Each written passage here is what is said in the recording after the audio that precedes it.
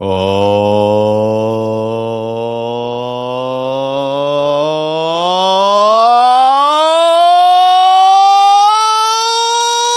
to the Russ Joy Show. I'm sure you figured that out because you're smart. It's also the name of the show. I also realized that the camera's not straight. It's going to bother me. It's going to bother me this whole time unless I fix it. Do I fix it? I think I might fix it. I'm not positive. I think I might. I'm going to put the comments over here and say hello to everybody out there. It is a marvelous day. It is a wonderful Wednesday, and we're 1 week away from Christmas Eve. We are 8 days away from Christmas Day, a magical time. I think tonight's the fourth night of Hanukkah for those who celebrate. Welcome on in. The holiday season means one thing. It's the holiday season. The holiday season. Let's see. What do we have? Ooh. Do we go candy canes? Candy canes and a little bit of tinsel around the side. Do we go, what's this one? Ooh. We get some little stockings.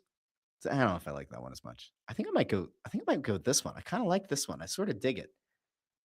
Maybe. What can I put over here? You can put Santa there, a gingerbread man, but I can't move the box. See, this is a problem. I don't know if I like this. All right. Things I should worry about before the show. Hold on. I'm moving the camera. There we go. The slightest tweak of the camera is all it takes for me to feel at least slightly sane. All right. Well, it's been a weird day. It's been a very strange week. I don't know about you. I'd love to know in the comments. We all work in different fields, right? We all work in different sectors, public sector, private sector. We all do different things. I want to know, because I remember what it was like in the teaching days, right? When you get to this point of the year, it's just absolute chaos. It's like total survival mode. When it's the end of December and you're getting close to Christmas break, or as we call it in the very PC world, the winter break that just so happens to coincide with Christmas and New Year's. Like at that point, you're just kind of hanging on for dear life. You're not actually trying to like reinvent the wheel. The psycho teachers are trying to like fit in a final unit project or a unit test before the break so they can go home over the holidays and grade. Weirdos. But like where I'm at and where I am in life, it's very interesting because there are just a large number of people who like from other companies that I work with. They're like, I'm out of office until December 23rd. And then like they'll come back on December 23rd and then you'll get the out of office message. I'm out of office from the 24th until like January 5th. Please forward any concerns to blow. And I'm like, what are we doing here? We've got like, there's still 2 weeks left in the year, right? At least 2. I'll give everybody Christmas Eve, Christmas Day. You want to take off for Hanukkah? Take off for Hanukkah. You want to take off for Kwanzaa? Take off for Kwanzaa. Winter solstice gets your go. Go ahead, take off winter solstice. It's just wild. I wonder if it's just me. I wonder if it's just the industry that I work in. I don't know. A few things have happened in recent days that I wanted to update you on for no other reason than I thought they were kind of funny. I was in a work meeting yesterday with a company that we have not previously worked with. And I get to the end of the call and my name at work displays as Russell. And so I get to the end of the call and this guy looks at me and he goes, hey, Russ. And I was like, interesting. We just met. He goes, Russ, I love Snow the Goalie. Listen to every episode in the podcast feed. And I was like, huh. This is somebody who's like part of a very big company. And I was like, it's just interesting. Feels like this year more than ever, there are more and more people listening to Snow the Goalie or watching and listening to the Russ Joy Show. And so I appreciate each and every one of you. We're very close. I consider 200 or so subscribers away, very close to getting to 2,000 subscribers. I do not expect to hit that in the next 14 days, but with your help, maybe we could. So I'm going to put out here, the show is free. Everything is free. Sometimes you have to deal with an ad on YouTube or the podcast feed, and for that, I'm sorry, but just reach out for a second. This is all I ask in this beautiful time of the year is for you to consider sending the link to this show to someone in your life. It could be a friend, a family member, an ex. I don't really care. If we can get to 2,000, it'd be pretty cool. And that is all. There's a lot to get to on today's show, but we're going to do it in a somewhat abbreviated fashion because, as you know, today is also a Wednesday. And what happens on Wednesday nights? Snow the Goalie goes on the road. So tonight we are at Chickies and Pete's in Drexel Hill. So if you want to come on out, you should. 6 o'clock, we'll be going live in Drexel Hill with a new episode of Snow the Goalie. And hey, it's not like there's any big news. It's not like the Flyers lost back-to-back shootouts and a home over the weekend. It's not as if they rebounded on Tuesday night and took down Le Canadien, Le Habitant de Montréal. It's not like that happened. It's not like Rasmus Ristolainen returned to the lineup and was throwing his body around, making some big old booming hits at center ice. But no, it's also not as if the Flyers got some really bad news today. Oh, wait, they did. So we are going to get into the bad news. And then tonight on Snow the Goalie, we'll delve further into it. I saw Anthony Sanfilippo put out a little teaser for tonight's show. Tyson Foerster, though. Tyson Foerster is out 5 months. I mean, let's start there. That is the big news of the day. Depending on which team and teams you like to follow in the greater Philadelphia area, I would say this is probably the most impactful story of the day. There are a couple of other ones. There's some Phillies news of Phillies signing and such. But we got to go out to the Philadelphia Flyers because a guy who is having an absolutely incredible season up until his most recent injury, this pretty much feels like it's it, unless the Fly guys are about to go on a nice old deep playoff run. This came out earlier today. We'll take the comments down for a sec. Earlier today, the Philadelphia Flyers tweeted out the following: injury update. After further medical consultation and diagnostic testing, Philadelphia Flyers forward Tyson Foerster underwent successful surgery on his arm on Monday, December 15th. Foerster is expected to make a full recovery and will be out 5 months. So, obviously, you just do a little bit of mental math here. That would mean that he would be out until mid-May. The Flyers are not currently scheduled to have games into mid-May. And unless they are going to go on quite the playoff run, they probably will not be playing in mid-May, which means that for all intents and purposes, Tyson Foerster's season is over. And it's a shame on a lot of levels, right? On one level, you feel bad because it's a young guy who was in the midst of what I would consider to be very close to a breakout season. It's a guy who, over the course of the offseason, remember there was the issue with, was it the bicep? Was it the tricep? There was an infection in the elbow. How did that happen? There was all kinds of back and forth. I thought that maybe there was going to have to be some kind of a corrective surgery. Was there a clean out? There were a lot of questions around Tyson Foerster in the offseason. He rejoined the team very late in the summer, early fall. And he put together a really nice stretch of games for the Flyers this season. He put up 13 points over 21 games, including 10 goals. So, like, when you're looking around and you're saying, hey, there's a lot of playmakers here, you brought in a guy in Trevor Zegras who's a real playmaker. You brought him in. He's more of an assist guy, a setup guy than necessarily a goal scorer. You, of course, have Matvei Michkov, who you want to be a goal scorer, who's also kind of found some assists along the way as well. Travis Konechny, oddly enough, has been more of a facilitator than a scorer this season. Sean Couturier naturally is more of a guy who can help to set up and can help create in some ways, more so than be a goal scorer. You look at a guy like Owen Tippett, who's all over the place and pretty erratic. He can score goals in bunches and then go very cold. This team needed a guy who game in and game out is a legitimate goal-scoring threat. Tyson Foerster very clearly was getting to that point. I mean, he had a goal in every other game virtually, right? 10 goals in 21 games. And now he's out, which is a catastrophic blow for this team. It's not an insurmountable issue, but it is a catastrophic blow.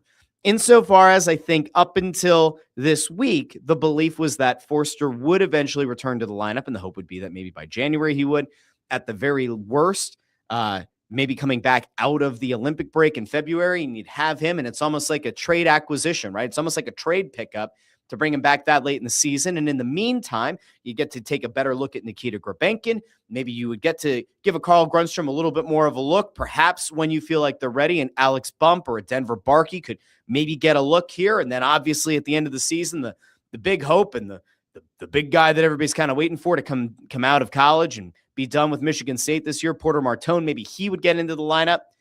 But all of this was kind of built around the idea that Foerster was going to be back. And very clearly, even if he weren't able to keep up that every other game pace, right? A goal every 2 games. I didn't think he was going to be a 40-goal scorer this year, but I do think that 30 was very clearly in the making for him. And he was a guy that was an impact player for this team. Now you can go back to early in the season, right, where there was the Foerster, Cates, and Brink line that oddly enough was kind of playing as a de facto top line early in the season. And you could say, man, when those guys did get split up, Cates never looked quite as good without Foerster. Brink certainly didn't look as good without the other two. Foerster was really the guy that was the impact player on that line. And now to some extent, you've gotten to see what it looks like with Gurbankin in. I know he was out of the lineup for Nick Delorier to kind of go around and do Nick Delorier things on Tuesday night. But you're now in this like kind of weird spot where, all right, Carl Grundstrom comes in and he can kind of play. He looks maybe like he's an NHL player, but he's certainly not a 30-goal scoring threat. He's certainly not a guy with arguably the best shot on the team like Foerster. They don't really have a guy right now in the system who projects to be that guy. Does this maybe expedite the path to the NHL for a guy like Alex Bump? It might. Not saying that it will, though. See, there's this really weird thing that's been going on, and so I want to get to it, and I'll hop out to the comments in a little bit. But, man, this is a scenario where, like, if you're Alex Bump, now's the time to nut up with the Phantoms. Like, if there's a time for you to go on a real goal-scoring run, now is that time in Lehigh Valley. Force the Flyers to make that call-up. Make yourself undeniable so that you get the call-up. I mean, realistically, of all the guys that are down in the minors right now, Alex Bump is the guy who fits this lineup the best and is a guy who came into the offseason and into potentially the preseason, into camp, as a guy that a lot thought would potentially make the team out of camp. And he didn't exactly have the best run, and so he ended up with the Phantoms. This is about as good of a scenario if you're an Alex Bump and you wanted to try to figure out a way to make it to the NHL sooner than later. Right now is your time. Listen, John Cena's time might be up, but, Alex Bump, your time is now. And so I guess it is probably worth just taking a goosey gander really quickly at how Alex Bump has been doing down with Lehigh Valley, up with Lehigh Valley. That's another question that I guess we could ask, right? Do we go geographically or do we go by level when it comes to up and down? Because Lehigh Valley is up, if you consider north up, but Lehigh Valley is also down in terms of league. Anyway, so this season, Alex Bump has 19 points in 25 games. He has 6 goals and 13 assists. By no means is that a bad set of stats. It doesn't exactly make you feel like he's lit the world on fire. I'm looking to see if I could find his game-by-game breakdown. Let me see if I can find his game log. I'll take a look here. If I can't find it shortly, I'll give up. I don't want to give up, though. John Cena gives up. John Cena looks into the camera and smiles and then taps out. I don't want to be that guy. I refuse to be that guy. We'll come back to it. We'll see if we can find the most recent stats for young Alex Bump. But this really does feel like it should be his time, as long as he can rise to the occasion. The Flyers aren't going to feel like they owe Alex Bump a call-up now that Foerster's out. Like, I don't necessarily think that this is a scenario where the Flyers sat back and said, well, if Tyson comes back here in the next month or so, we're going to keep Bump down and give him the opportunity to continue to develop and find his game in the AHL. But if he's out long-term, we're going to make the immediate call-up. I don't think it's what's going to happen. I do think, based on a few of the things that have kind of come out, based on a few of the things that have kind of popped up behind the scenes, it feels like the Flyers do not feel the urgency to bring up Bump until he's proven himself. Or at least that was the case when Foerster initially got hurt. Now, I have not been down in the building for, a week or so. So I have not had the opportunity to poke around and harass some people who might be decision makers on the team to get a better feel for whether or not they feel so inclined to expedite that process of bringing Bump up to the NHL. But to me, that's your guy that, like, you hope is going to make a case. I still don't think you're going to see Alex Bump between now and the Christmas break. Again, I think they're going to require him or tell him, you've got to become undeniable for us to give you that legitimate look. Now, Denver Barkey's another guy who has had a pretty good season and has certainly turned a lot of heads with the Phantoms as well. However, I'm also not entirely sure that Barkey's going to be a guy that they're going to want to call up. Barkey's only 20 years old. He's a smaller player. I don't necessarily think that he fits the mold of exactly what they're going to look for right now. I've not gotten the sense from anybody with the Flyers that they are in a hurry to call up Denver Barkey either. Now, you can certainly look at his stats as well and say, all right, he's got 15 points in 25 games. Does that inspire a ton of confidence? Not necessarily. Does that mean that it's all over for him? No, it certainly doesn't. But I think you're probably going to see a lot of what you've been seeing. I think you're going to get a steady dose of Grundstrom.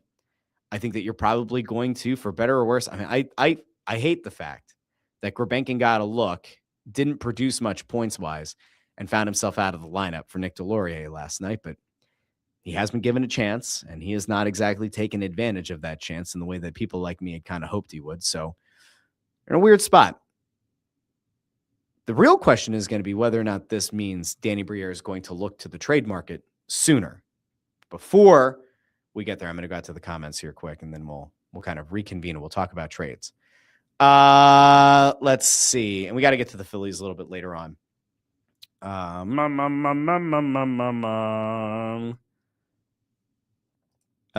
Jake Rogers 17 over on YouTube says, I wonder what the fans on Twitter will choose to complain about today. Constant screaming into the void. I assume that's about the Flyers. I think the Foerster thing is certainly worth being upset about. There's also something that I saw going around on Twitter from PHLY Flyers. I saw a thing that Bill and Charlie did, and I watched it, and I didn't find it particularly egregious, but then I've seen people just going in hard after those guys. So we might also play a little bit of that clip. I'm still trying to wrap my head around why people are as upset with them as they are. But by the way, we're going to go into the last remaining. I only had two. The last remaining Sheets Brothers coffees, chocolate peanut butter. We had one of these on the show like a week or so ago. I've also, by the way, taken to starting a new series over on my TikTok, not the Russ Joy Show TikTok, on my TikTok at Russ Joy, where I've been trying to make latte art. Today was day 3. I didn't put the video up yet, but I will. It got a little bit better today. I'm really struggling right now to make latte art. I can't get oat milk to froth the way that I want it to. I know that seems like a first world problem, and it probably is, but you know, if you live in the first world, you're going to have first world problems. All right, let's keep going over here. Havokin 45 says Risto looked rusty but played okay. He had some big banging hits out there. Let's see. Raymond Supper says what's tough is Tyson Foerster is the best 200-foot player for the Flyers by a large margin. I'd probably agree with that. He's been fantastic for them. It sucks to lose him. They could have allowed to they could have lost a few different guys and it wouldn't have been nearly as bad, but Foerster is about as bad of a player to have to lose. Andrew Fawcett's here says, greetings, everyone. Bring up Bump. I don't think it'll happen yet. Gimzak 12 says John Cena gave up like Obi-Wan in Star Wars, gave up so others could live. All right, so I know somebody's been listening to Bully Ray over on Busted Open. I see you, Gimzak. I see you. I have very conflicting thoughts on John Cena's tap out and the coming to peace with it smirk before tapping out. Maybe we'll talk about that later. We'll talk about it later this week. I'm not sure yet. Let's see. Fawcett also says, actually, I think they're pulling it together without any call-ups at the moment. Chris Freed says, Bump ain't ready. Jake with a point here. Thompson from Buffalo, could he be available? I can give you a little bit of context on a conversation that I had a week or two ago just about Buffalo. Thompson did not come up. Power and Byram both came up. So Buffalo is like this really interesting team, right? And I saw Chris Pronger tweeted at me, and I didn't respond to him because I don't know what to say. So I put a thing out after the Quinn Hughes trade went down that if Rasmus Dahlin becomes available, I fully expect that the Flyers are going to be in there with a really strong offer, because the difference between Quinn Hughes and Rasmus Dahlin, one of many differences, is that while we know Quinn Hughes is a free agent in 2027, Dahlin is under contract through 2031 at an $11 million AAV. If you go out and if Dahlin becomes available, you're getting a number one defenseman who's under contract for a long time. There's a certain amount of security there that you don't have otherwise. So I brought up Dahlin's name to somebody with the Flyers who would have an idea of whether or not they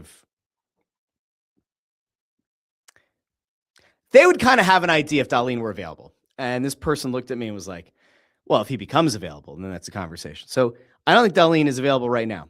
But other names came up. Thompson's did not. But Byram came up. Power came up.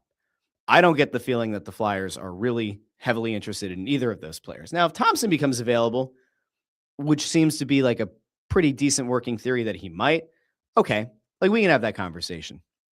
Here's the big thing, though. Buffalo just made a change at GM. They brought in Yarmo. There's a thought out there. I saw Butcher Gross put out a thing last night of Tortorella eating a chicken parm and then tagged Buffalo, something from Buffalo Kitchens or something. So like there is this thought that with Yarmo going into Buffalo, could Torts come out of retirement, right? Could Torts end up being behind the bench for the Sabres? If you're Torts, I have no idea why you would want to take over the Sabres. I don't know. Like, unless you're just going for some win records, I don't know why you would leave a nice, cushy TV job at his age to go and like want to slam your head through the glass coaching Buffalo, but maybe he will. I'm not sure that the Flyers are going to be in a conversation right now about a trade with Buffalo, but anything could happen. We'll come back around to this in a little bit. Air Raiders 8535 says, let's not bring up anyone if we're just going to bench them when they make a mistake. Don't need Bump stapled next on the bench next to Michkov. Well, that'll actually be a very interesting conversation on tonight's Snow the Goalie at Chickies and Pizza and Drexel Hill, because I know that there is this narrative out there that, well, Michkov still is out of shape. And at some point, I think you just have to be willing to let a guy make mistakes and prove that he's not ready instead of doing whatever the hell they're trying to do right now, sheltering him or protecting him or just punitively deciding that he doesn't need to play in all situations, or he doesn't need to play in overtime, or he can't be leaned upon in late game situations because they're worried that he's going to commit a turnover or some bullshit. Michkov's got to play. Now, I tend to agree, though, if it comes to a bump or a barky, which, again, I don't think will happen before Christmas, but if a bump or a barky comes up, you better be willing, if you're Rick Tocchet, to allow those guys to play through mistakes because they're young and they're inexperienced at the NHL level, and they are going to make mistakes. And it can't be like you call them up and then they're playing 1 out of every 3 or 4 games like Rabenkin was. I also don't think that a bump or a barky should be playing on the 4th line. So are you really going to bring one of those guys up and put them right on the 3rd line? Like, I'm not so sure. We will see. Let's see. Ford is complaining that I skipped his comments because they don't make sense now. I missed them earlier. Oh, here we go. We'll go back to this one when I asked about, whether or not work is busy or dull at this time. And he says that I've been busy oftentimes. This year end is slower. Not this year. It's been super busy. There you go. Ford's busy in HR and recruitment. So that's nice. Fawcett asks, how are the Beaver Nugs? They haven't been consumed yet. There's a reason for that. They're fine. Like the packaging and everything is fine. They have not been consumed yet. No one is aware of their existence yet, but they will be in the coming days. And then I'll report back. That's all I can say about that. Let's see. Chris Fiore, 6349 asks, trade incoming, Sherwood, anyone? Fuck no. Sherwood is not I'll tell you right now, Vancouver, after trading Quinn Hughes to Minnesota, I am not having a conversation with Vancouver. I have no interest. I have a theory. I might be wrong, but I have a little theory. This is not based on any fact. This is not based on any inside information. This is just based on me and thinking as a person who can sometimes be petty. I am not fully convinced that Vancouver didn't ask the Flyers for more assets, right? I even said on this show that up until about a week or so before Quinn Hughes was traded, the Flyers essentially were like, it would take like 5 different pieces, multiple roster players, one of Martone, probably Martone, not Michkov, but probably Martone, at least 1 first-round pick. I think it was going to take them about 5 assets versus what Minnesota ended up trading. I am not fully convinced that Vancouver was going to try to get a higher price out of the Flyers for 2 reasons. One, I don't think they wanted to trade him to the East Coast. They knew that Quinn Hughes, maybe wants to go play with his brothers in New Jersey or wants to go on the East Coast. Not saying that they were trying to stick it to Quinn Hughes, but I'm not convinced they wanted to send him to virtually exactly where he wanted to be. Number 2, let's not forget that Rick Tocchet left Vancouver. The Canucks wanted Rick Tocchet back as the coach for the 25-26 season, and he said nay, and then went and took a job with the Philadelphia Flyers. I'm not saying that Vancouver decided to be petty and say, well, we're certainly not going to trade this player who loved the coach to the coach who loved the player. We are certainly not going to send him there just for funsies after he left us kind of scrambling to find a coach this offseason. We're not going to just send him there for nothing. We're not just going to send him there for the same value. Now, Did the Flyers have a player who's as good or better or projects to be as good or better than Zeev Buium? I'm not so sure. I would say that, like, from the defensive side, no. I mean, if you wanted a lower ceiling guy who's already a proven commodity in the NHL, would a Cam York be intriguing? Yeah. Does he have nearly the same upside? Absolutely not. Rossi, I was kind of hit or miss on. Like, I think anybody could have gone out and tried to make an offer to Rossi in the offseason, but whatever. Like, I looked at that whole trade and just said, I feel like there are teams that probably could have made better offers. It made me wonder, though, did Vancouver kind of look at, man, we don't need to trade our franchise cornerstone defenseman to the coach who abandoned us in the offseason. Again, I'm not positive that that's what happened. I'm not saying Vancouver decided to be petty. Would I blame them for being petty? No, probably not. But maybe, who knows? Let's see. Amadeo asks, is there Ant versus Flyers Twitter tonight? I have no idea. He's gone unhinged. He has. He's gone pretty fully unhinged. James Grasso, 3764 says, Michkov had 2 terrible turnovers on the power play last night. I'm starting to worry. I think Michkov right now looks like a guy who's hesitant. I think he looks like a guy who's now afraid to make mistakes. I would almost argue Michkov right now looks more afraid of making mistakes under Rick Tocchet than he was under John Tortorella, because even though he knew that there were going to be games that he was going to get scratched or benched with torts, I kind of tend to, oddly enough, feel like Michkov might have either had greater respect for or more fear of torts. And he kind of raved about the communication after the fact. And like, I don't know what's going on. It's weird. The Michkov Tocchet dynamic is very, very interesting. It'd be nice to see what happens going forward if we can get a little bit of insight into what that relationship is like. Let's see.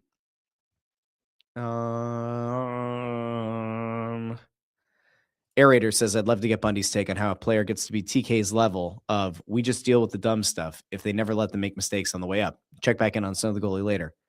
ZTO Bro says, got Russ on the big screen while working from home. Great game against Montreal last night. Well, thank you. Although if I'm on your big screen, then that means my big old 5 head is also on your big screen. So that's taking up a lot of very valuable real estate, but I appreciate it nonetheless. Let's see. Jeff Rose hates the Philly medical staff, says they've been one of the worst medical staffs for the last 40 years. I think he means that across all teams too, not just one. Let's see. ZTO Bro says Hughes on this team would have been transformative. That being said, getting Risto back feels like a nice consolation prize. Yeah, get Risto back, have him play well, get him the fuck out of town. I don't think are ever going to get to a point where I'd be like, hell yeah, keep Rasmus Ristolainen no matter what. No. I've now watched multiple years where Risto has fielded some significant trade interest from other teams in this league.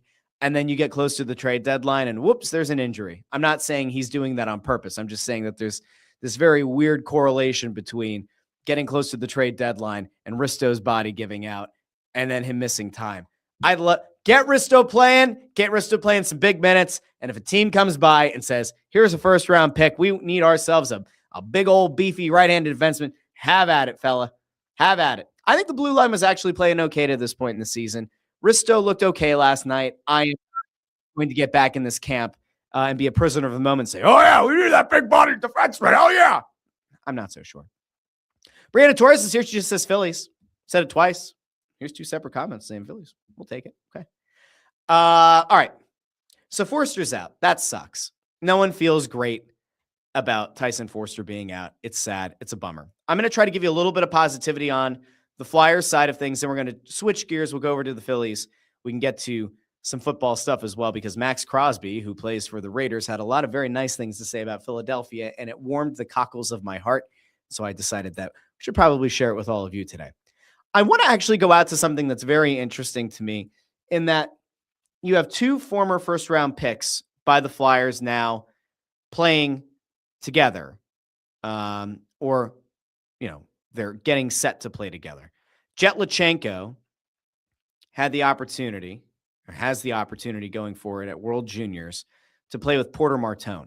And so I wanted to go out to nice little tidbit here from Jet Lachenko about what it's like to play with Porter Martone. And obviously you can think about these guys playing together in the orange and black in the not too distant future. All right, here's Jet Lachenko on Porter Martone. You had a lot of familiarity with you here. First off, Porter Martone, you guys probably tried a little bit of pain at Flyers camp. How nice is it to have him here? And you guys are growing together as professionals as well.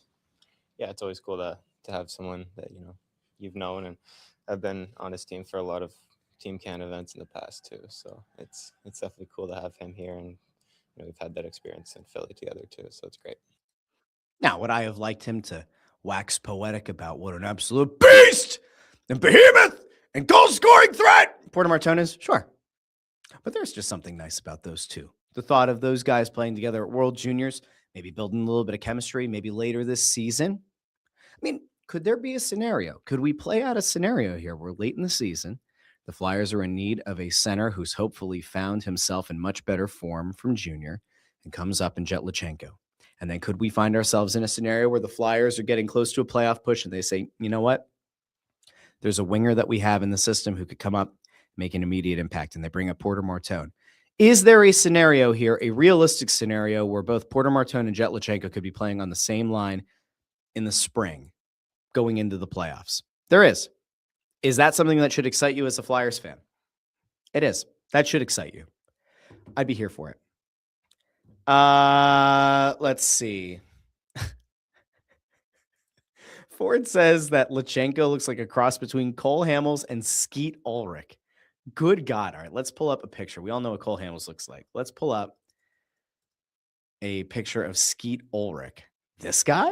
The actor? You think he looks like a cross between him? I don't know if I see it. I don't think I see it. Maybe there's a different picture out there of Skeet Ulrich that works with Cole Hamels to get to Jet Lachenko. I wouldn't look at this and say like 100%. Ford, you could certainly send me a picture if there's one that you could think of that looks more like him. I don't know if I'd combine that and Cole Hamels to get to Jet Lachenko, but maybe. Okay. Interesting. Very interesting how we all see the world. All right. That's it for the Flyers. Let's go talk, I guess, about, we'll get to the Phillies in a second. Before we do, I just want to have a moment here where we can acknowledge that another player from another team had a really nice thing to say about the city of Philadelphia. Now, I saw Chris Fried over here getting really, really, worked up because I mentioned Maxx Crosby. Oh, he signed a 3-year deal with the Raiders. He's not getting traded anytime soon. That's fine. I don't care. Anytime a player comes into Philadelphia and has positive things to say, I take it as a positive. Not because I think Maxx Crosby is going to try to force his way to Philadelphia, but you think about, well, there has to be like another set of potential trade candidates next season or off season or potential free agents coming up that might feel a similar way to how Maxx Crosby feels. Now, remember, the Eagles absolutely curb stomped the Las Vegas Raiders. And yet Maxx Crosby, well, he had some really nice things to say about Philly. Let's go out to Maxx. Max, how you feeling? And what was it like to play in the city of brotherly love? Like cities that really have like substance to them and like true fan bases and love for their city and the game. And like going to Philly, like you could feel that energy when you go there. Like there was people everywhere downtown. We stayed right downtown in the thick of it. You know how Philly is. They're rowdy. They're crazy. They're flipping off the buses. Just giving you the bird. Yeah, they didn't give a damn about anything. And then we pull up. We're driving up to the stadium. And I low-key, like, I never do this, but, like, I was driving into Philly. And this is the first time I've ever played in Philly. So that's why I took some pictures. All right, so let's parse this out first. Because he's talking about the fan base. Fan base is rowdy. Fan base is crazy. They're all over the place. And now we get into the city itself through the eyes of Maxx Crosby. But I was driving and there's trees and just all white and just fans everywhere in the tailgate. And you could just see the stadium behind. And I took a couple dope ass pictures because it's like, this is my first time ever playing there. And it just like, if you're true, like if you love football, like that's what you dream of as a kid, like playing in Philadelphia in December in a grimy ass environment. Like that's exactly what you dream for. So I loved it. So that's exactly what you dream for, he says, huh? That's the dream scenario if you're a football player. Interesting. Very interesting. It almost makes you wonder, are there other teams that have players out there that would also be intrigued about the idea of playing in a meaningful December game in Philadelphia? I tend to think yes. Yes might be the answer. All right. let's go out to the Phillies because this is where we're going to end the show. I'm a little bit frustrated. Actually, I'm a lot of bit frustrated. So I've said for a while that I find Dave Dombrowski to be pretty insufferable. And I found Dave Dombrowski's plan here the last few years to just be mind-melting. Now, Dave Dombrowski had a decent trade deadline this past season. Harrison Bader was a good pickup. I think Harrison Bader played better for the Phillies than he would over the course of a full season. And I'm not going to fault the Phillies with not immediately going out rushing to sign Harrison Bader, especially if he wanted $15 million a year. And I'm not convinced they're going to bring him back now, obviously, especially considering some of Dombrowski's comments this week. The Juan Duran signing was an absolute home run acquisition because it wasn't just a short-term acquisition. It was a long-term, a guy with years committed, and it's a guy who's arguably one of the best closers in baseball. So you say, all right, cool. That helped to solidify the bullpen. And we'll actually give Dombrowski a little bit of credit here as well because he wasn't done with the bullpen. Because today we found out that the Phillies have actually gone out and they've made another acquisition for the bullpen. And that's none other than Brad Keller, who most recently played for, well, the Cubs. And so maybe you get yourself excited and you say, well, is Brad Keller a good pitcher? Is Brad Keller a good relief pitcher? The answer is yes. He's certainly better than some of the slop they put out on the mound. Is he going to be a transformative addition to this team? I'm not 100% sure.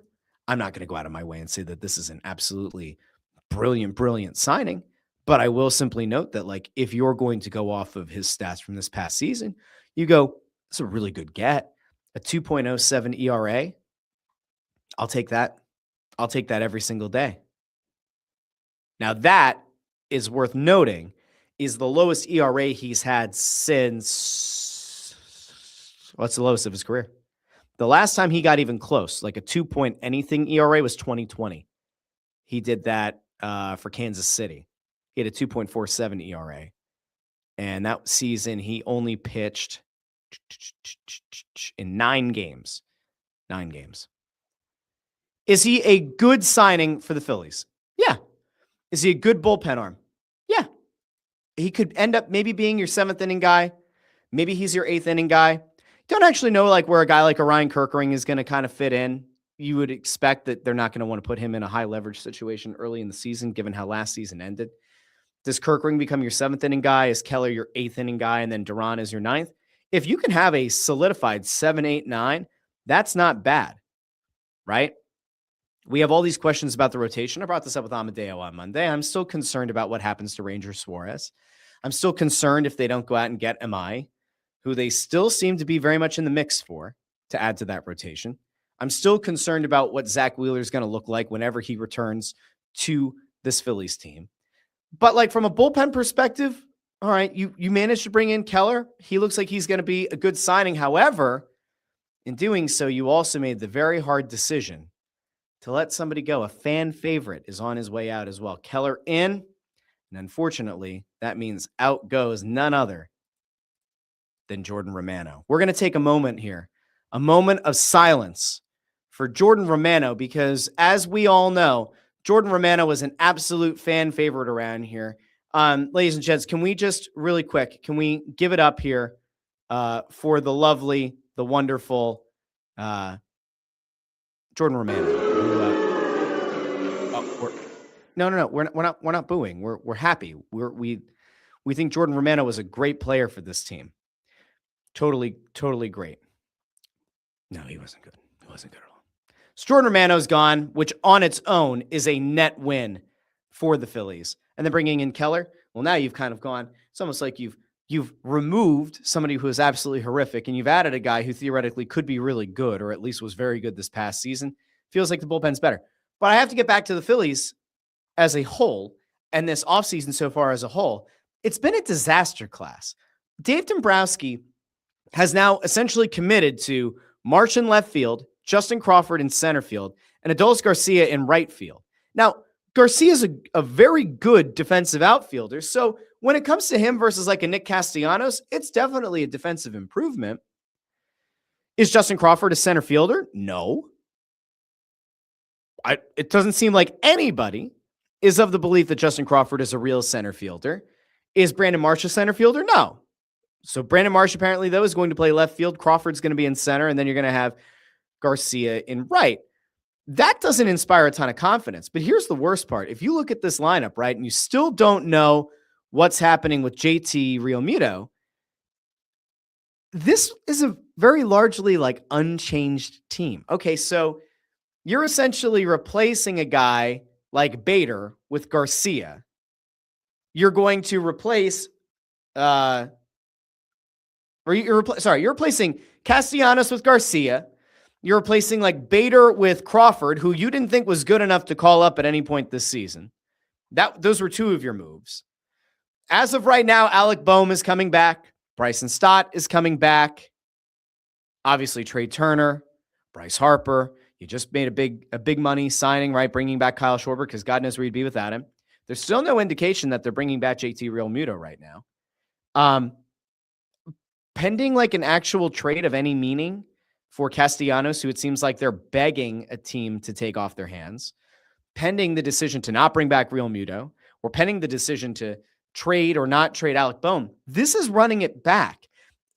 Like, even if the Phillies were to go out, say they get Amai, right? Say they get this Japanese pitcher that everybody seems so high on, and they let Ranger Suarez go. That's a 1-for-1 swap out. And Ranger Suarez has been fantastic in the postseason. So, and we don't know what Amaya would look like in the postseason. So, like, I can't even say that that's a significant upgrade right now, right? So you might go 1-for-1 in the rotation.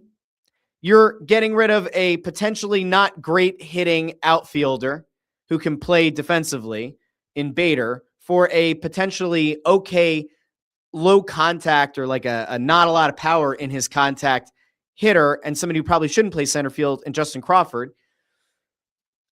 I don't get it. I am at a total loss. Even if you look at Garcia is not a totally different hitter than Castellanos. Like, Garcia is going to go up there. He isn't going to draw a lot of walks. He's going to probably hit 20-ish home runs. He's not going to walk a lot. Like, I don't know what Dave's doing. I can't understand it. I don't think this is like Dave Dombrowski playing 4D chess. I think this is the point where you have to have a real conversation if you're a Phillies fan base of like, are we seeing Dave Dombrowski just being a moron? Or are we seeing Dave Dombrowski being handcuffed by the owner now? Like, is John Middleton looking at the bottom line now and saying, I've spent a lot of money. I'm not seeing enough of a return. We haven't gone far enough in the playoffs for it to justify spending even more money. It seems like the Yamamoto money that Middleton wanted to splash when he was available is almost like in a slush fund. That, like, the Yamamoto money, which we had heard was more than what the Dodgers ended up giving him. Well, that money didn't that money just kind of like up and vanished like a fart in the wind, to quote Shawshank Redemption. Like, that money just, poof, it was gone. It didn't go into the rest of the team. So is there like some Japanese slush fund money that Middleton pulls from if a guy does become available? Like, it's crazy to me that the Phillies, like, they're really going to do it. You know, when we heard that, hey, if the Phillies go out and give $30 million a year to Schwarber, it's going to take them out of the Kyle Tucker, sweepstakes. I was like, well, that might be true, but that would be a real shame, because that's an actual impact player who would really help your team. It doesn't feel like they're going to do anything. Maybe there's a trade. Like, maybe there's a trade to come, and that trade is going to be transformative for this roster, and it is going to eliminate any shadow of a doubt that this is not just a run it back year. But as of right now, with this roster is currently constructed, you've gone 1-for-1, Keller in, Romano out. You might go Amai in, Suarez out, though we don't know. You've gone probably Bader, Crawford in, Bader out. You've probably gone Garcia in, Castellanos out. Otherwise, this is like a run it back team, and none of it is significantly better. It's not great. Not great. Amadeo says there's still 2 months left to make moves, but essentially running it back for the time being. That's where the frustration lies. If you're a Phillies fan right now, all right, make the case. Somebody hop in the comments and make the case that this is anything other than running it back right now. Keller could be a really good pickup in this bullpen, but we've seen, like, listen, even when Romano came in, there was the thought that he might be kind of decent and kind of helpful. And he wasn't. The year before, they brought in Estevez. Estevez was really good for the Angels. He wasn't lights out here. Bullpen arms to me are very fickle creatures. Very hard to like get behind the move and feel like it's going to be a no-brainer. But like JT Realmuto, you're in this weird spot where it's like, if you bring him back, you have to hope it's not for a ton of years because he's getting older and older catchers, like it won't work. His bat, he was clutch down the stretch last year for the Phillies. But if he's gone, then that's a total black hole. Unless you're going to make a trade. Who's the trade? What catcher is going to be available that's going to be an upgrade over JT Realmuto from a season ago? Like, I'm not sure. Like, this, to me, is very concerning. And you know what? Brianna Torres, you're right. Phillies. You are right. Phillies. I'm at a loss. I would love to see the Phillies have a good season. I'm having a really hard time believing that this is going to be anything other than like a good regular season team that doesn't get it done in the postseason. At least as of right now. It's still very early. I know that there are people out there who be like, that's still really early. You never know. You never know. I'm not so sure. I'm just not so sure right now that this is a great place to be. I don't know. Maybe I'll bring somebody on to argue about the Phillies. Maybe I'll go out there and I'll find somebody who is blindly loyal to the moves that Dave Dombrowski makes. I don't know. Maybe it's a guy that I host Snow the Goalie with tonight at Chickies and Pete's in Drexel Hill. Maybe I'll give that guy a call and bring him on Friday's show and he can defend this bullshit. But maybe he won't. I will be back on Friday here on the Russ Joy Show. Do me a favor if you haven't done so already. Like the video, share the video, subscribe on YouTube. You can also find the show in both audio and video form over on Spotify. And you can find the show in the podcast feed on Apple Podcasts, Spotify, Pandora, Amazon Music, wherever you get your podcasts. I'll be at Chickies and Pete's in Drexel Hill tonight, which I believe is also the fourth night of Hanukkah. For those of you who celebrate, please enjoy. For those of you who are getting yourselves hyped up, Christmas is about a week away. The winter solstice is a few days away. And then we start getting more daylight back. And then it feels like the world is full of rainbows and smiles again. We're getting close, everybody. We are. I promise. I will talk to each and every one of you on a fantastic Friday here on the Russ Joy Show. Until then, I've been Russ Joy, but you knew that already because you're smart and it's also the name of the show. Have a great day, everybody. I'll talk to each and every one of you very soon here on the Russ Joy Show. Bye now.